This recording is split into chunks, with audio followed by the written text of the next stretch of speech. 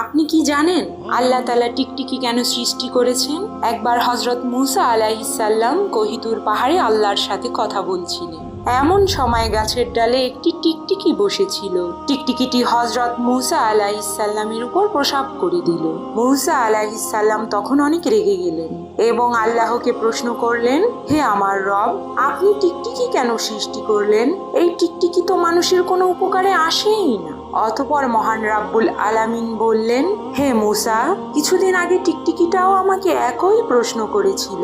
হে আমার রব, আপনি মুসাকে কেন বানিয়েছেন? তিনি তো আমার কোনো কাজেই আসে না এবং সে আমাকে আপনার কোনো কথা শোনায়ও না। এটা শুনে হযরত মুসা আলাইহিস সালাম ভেতরে ভেতরে অনেক লজ্জিত হলেন। তখন আল্লাহ তাআলা বললেন, মুসা, আমি উদ্দেশ্য ছাড়া কোনো কিছুই দুনিয়াতে সৃষ্টি করিনি। আমার প্রত্যেকটা সৃষ্টির পেছনে কোনো না কোনো উদ্দেশ্য রয়েছে। সুবহানাল্লাহ।